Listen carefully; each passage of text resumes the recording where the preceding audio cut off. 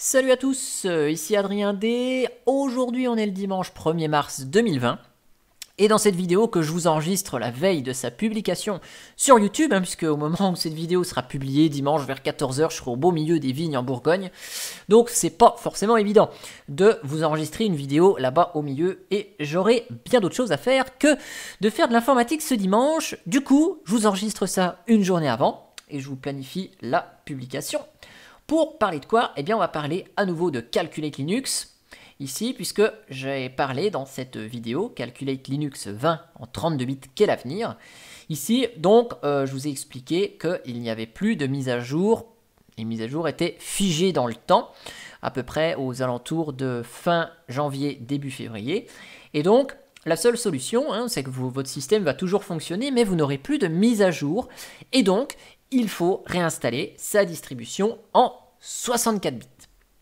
Alors, je vous avais promis qu'on allait essayer de voir ensemble comment exporter ces logiciels, de Calculate Linux, XFCE, pour pouvoir les réimporter dans une installation 64 bits qu'on refait sur la même machine.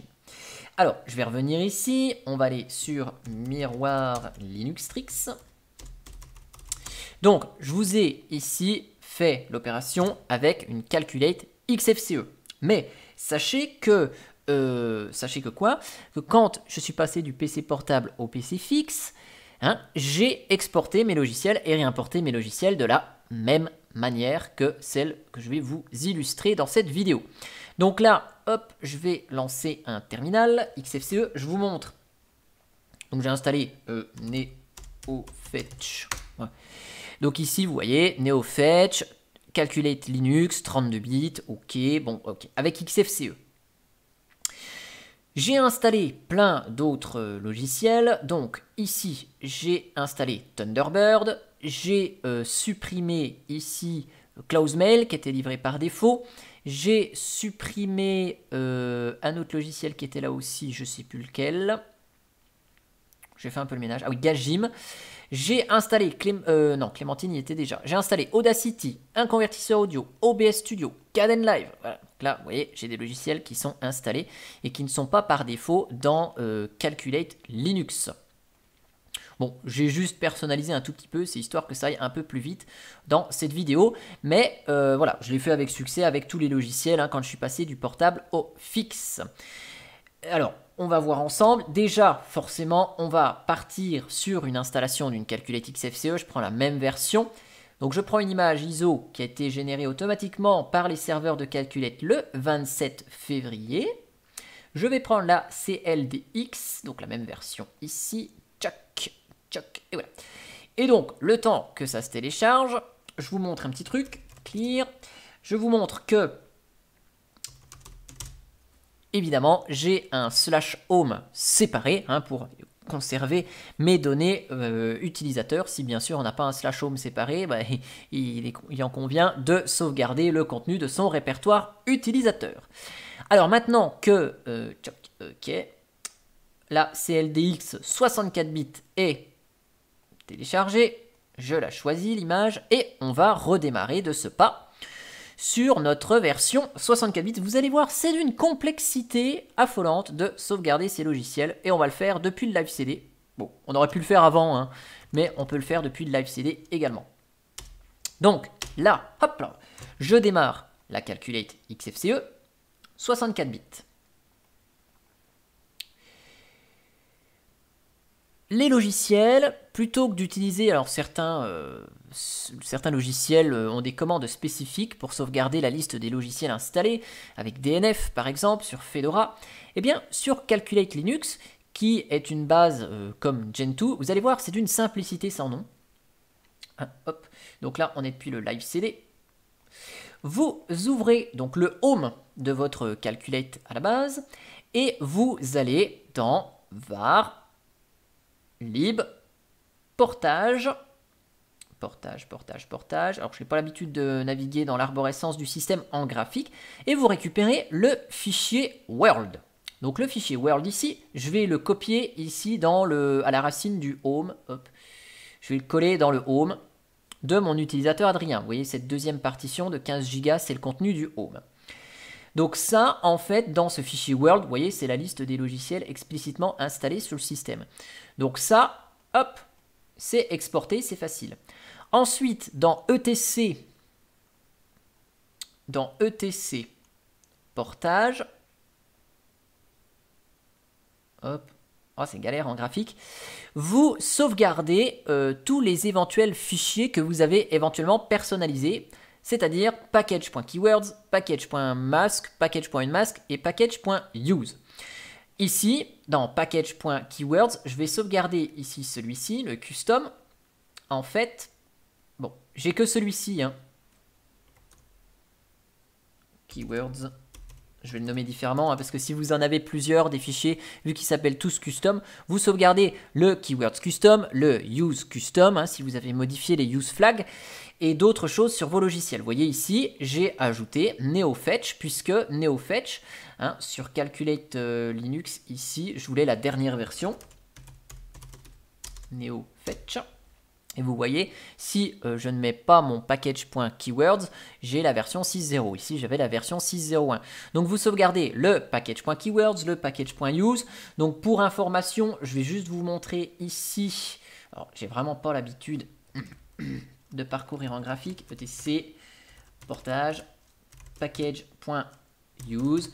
Ouais, par exemple, ici, moi, j'ai plein de trucs dans mon package.use. Vous voyez, j'ai paramétré les use flags pour PHP sur mon système, pour R6log, pour Remina, voilà. Donc ça, vous sauvegardez tous les fichiers custom qui sont dans package.use, package.mask, package.keywords. Donc keywords, c'est les logiciels qu'on veut dans une version différente ou instable. Package.use, c'est pour personnaliser les use flags. Package.unmask, c'est pour démasquer un éventuel paquet qui serait masqué sur votre système, forcer le démasquage. Un paquet en rouge, hein. Et puis package.mask, bah, c'est vraiment pour masquer une version d'un logiciel pour éviter qu'elle s'installe sur votre système. Donc là, j'ai sauvegardé ces deux fichiers-là, j'ai modifié que ces deux-là sur Calculate. Ensuite, je démonte les partitions qui étaient précédemment montées. Donc comme ça, vous avez repéré, j'ai copié les fichiers dans mon Home, comme ça je vais pouvoir le retrouver facilement. Ensuite, j'installe mon système 64 bits Calculate Linux. Donc là, de manière classique. Là, donc, je mets pareil en français. J'utilise les partitions existantes. Oui. Là, je réutilise ma partition racine, / je la formate en ext4 et je la formate. Et je récupère SDA2 qui est en point de montage Home en ext4. Et là, je ne formate pas, hein, pour garder mon dossier Home tel qu'il est. Ensuite, je fais suivant, je transfère la configuration du réseau. Je mets un mot de passe à route. Donc là, on peut mettre le même qu'avant ou pas, peu importe. L'utilisateur, vous recréez votre utilisateur le même. Ici. Si vous aviez, ça c'est petit bonus, hein, si vous aviez chiffré le profil utilisateur, vous remettez exactement le même mot de passe que vous aviez sur votre session d'avant. Ensuite, on fait suivant. Là, vous sélectionnez le son que vous voulez, le graphisme que vous voulez. Donc, bon, vous remettez par rapport à votre machine ici.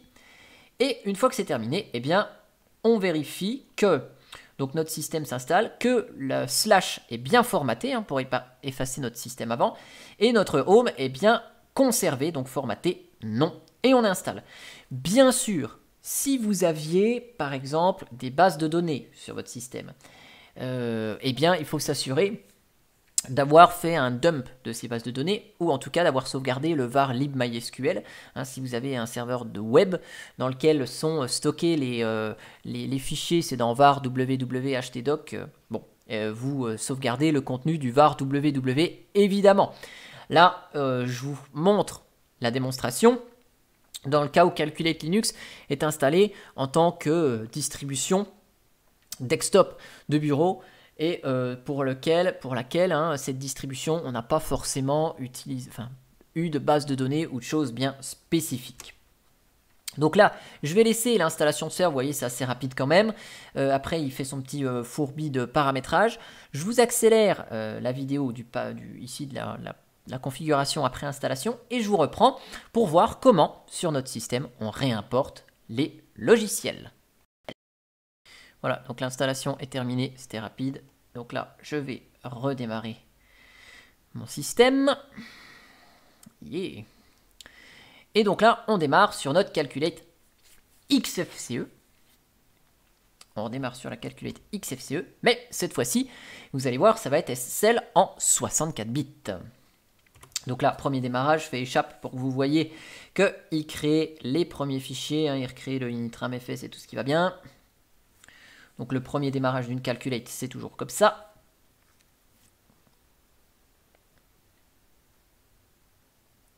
Ok, donc là, je me connecte et me voici donc sur mon système Calculate Linux 64 bits ici. Donc là, NeoFetch, hein, vous voyez, je l'ai plus, NeoFetch. Donc unem-m, pardon. Donc là, on est bien en 64 bits cette fois-ci. Et donc, si je vous rouvre mon menu, vous voyez, il y a le retour de Cloudmail, il y a le retour de Gajim. Et puis, je n'ai pas Audacity, j'ai pas Kdenlive, j'ai pas OBS Studio. Donc là, vous allez voir, ça va être d'une simplicité sans nom. Là, dans mon home, j'ai mon fichier World et mon fichier Keywords Custom. Donc, on va se connecter en route ici. Et puis, on va lancer... Allez, je vais vous le faire en graphique. J'aime pas du tout faire ce genre de truc en graphique, mais enfin bon. Là, je le fais en graphique, histoire que ça convienne à peu près à tout le monde, hein, parce qu'il y en a qui préfèrent le graphique. Donc là, je vais dans mon home, je vais dans mon dossier Adrien, et je récupère mon fichier World, que je copie, et je vais le réimporter dans mon nouveau système, donc dans var lib portage. Hop. Donc le World, là, je vais juste celui-là le renommer. Je vais l'appeler World Ori, hein, pour dire World Origin, et je colle le nouveau World. Ok. Ça, c'est la première chose. Deuxième chose, je vais aller récupérer le Keywords Custom que j'ai sauvegardé tout à l'heure et je vais dans etc portage package.keywords. Celui-là, bon, je vais le supprimer, hein, parce que par défaut, il n'y a rien dedans. Donc, je le supprime et je colle mon Keywords Custom, que je peux laisser appeler comme je veux. Bon, je vais le renommer Custom de la même manière. Si vous aviez un package.use, un package.mask, un package.unmask, vous refaites pareil, évidemment. Et une fois que c'est fait, eh bien, vous faites une mise à jour de votre système, tout simplement. Allez, je vais tout faire en graphique. Je suis fou aujourd'hui. Je fais tout en graphique. Donc là, hop, je cherche. Donc si vous étiez avec le dépôt stable, vous restez en stable. Là, je vais chercher le serveur le plus approprié. Ici. Et je lance la mise à jour. Et qu'est-ce qu'il va faire en fait, notre ami logiciel ici? Bien sûr, vous pouvez faire un CL update en ligne de commande. Ça en revient au même. Eh bien, il va lire le contenu du fichier World, qui sont la liste des logiciels. Et il va regarder. S'ils sont installés, il va les pousser à une nouvelle installation. Donc, vous allez voir Kdenlive va arriver en tant que nouveau paquet. OBS Studio va arriver en tant que nouveau paquet. NeoFetch va arriver en tant que nouveau paquet. Bon, j'ai installé Audacity également, donc vous allez voir ça. Et les logiciels tels que Gajim, ici, que j'avais supprimé, Cloudmail, que j'avais supprimé, eh bien, vu qu'ils ne sont plus dans le fichier World, mais qui sont installés sur le système, eh bien, il va les pousser à la désinstallation. Donc, le calcul des dépendances est toujours un petit peu plus long. Ici, c'est l'avantage, pour le coup, d'une Calculate Linux et d'une Gentoo, c'est que là, en fait, l'utilitaire Emerge, hein, qui est lancé derrière pour faire la mise à jour, il se base sur le fichier World, qui sont la liste des paquets explicitement installés sur votre système. Il en calcule toutes les dépendances et il compare avec les logiciels qui sont installés sur votre système. Et du coup, vu que là, les logiciels qui sont installés sur notre système ne sont absolument pas les mêmes que ceux qui sont indiqués dans le fichier World, eh bien Emerge va faire le tri et va dire alors attends, celui-là il est plus dedans, c'est une dépendance obsolète, allez hop, je le supprime, celui-là, ah bah il est nouveau, je ne l'ai pas installé donc je vais l'installer. Il fait donc son calcul de dépendance, hein, ce qu'on a avec Emerge en ligne de commande où il met Calculating Dependencies, et une fois que le résultat est calculé et terminé, vous allez voir qu'il va nous réinstaller ce qui était installé avant et il va nous supprimer ce qui est sur le système nouvellement réinstallé qui n'était pas présent sur l'ancien. Donc je vous accélère hein, le calcul des dépendants, bah même pas, voilà, c'est déjà fait. Donc vous voyez ici, il nous installe 97 paquets. Donc là, il y a plein de N ici, vous voyez, New, NeoFetch, il est là. NeoFetch, il est là. Qu'est-ce qu'on a? Kdenlive, vous voyez, nouvelle installation, elle est poussée ici. Bon, je vais lancer ici, comme ça, le temps que je parle, il va déjà me chercher des choses. Thunderbird, vous voyez, il est poussé à la nouvelle installation. On devrait avoir aussi OBS, Audacity, il est ici. Sound Converter, voilà, qui était installé aussi, donc il est là en tant que new. OBS Studio, Telegram, ah oui, j'avais installé Telegram également. Et donc, Chromium aussi, qui était installé. Et vous voyez ici, le NeoFetch, c'est bien la version 6.1. C'est la version 6.1 qui va me télécharger et non pas la version 6.0. Parce que ici, si je vous fais un EX NeoFetch, bah vous voyez la version 6.1 est démasquée. On a la possibilité de l'installer grâce au package.keywords qu'on a réimporté. Si on avait juste réimporté le fichier World, il m'aurait installer cette version-là, la 6.0.0. Mais réimportez bien les packages.use, keywords et tout ça, parce que si jamais vous avez un logiciel qui n'a aucune version stable et que vous avez voulu quand même installer, eh bien, il coincerait à la réinstallation où il vous dirait bah, ne peut pas installer tel paquet parce qu'aucune version disponible. Donc là, je vais laisser les 97 paquets s'installer, je vous accélère et vous allez voir qu'au moment du calcul des paquets qui ne sont plus utilisés, c'est là qu'il va nous enlever Gajim et ceux que j'avais enlevés avant de vous enregistrer cette vidéo sur le précédent système en 32 bits.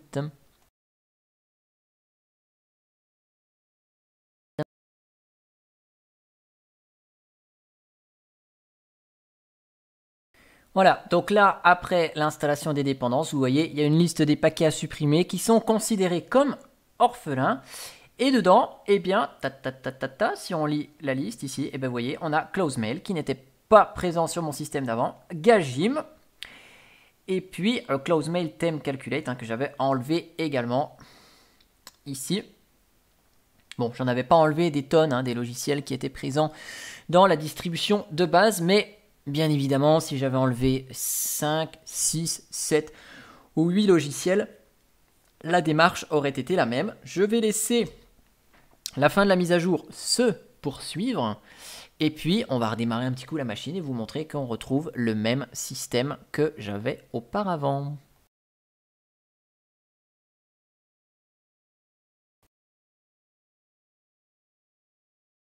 Voilà, le système est donc complètement à jour. Regardez, on va redémarrer un petit coup. Hop, notre système.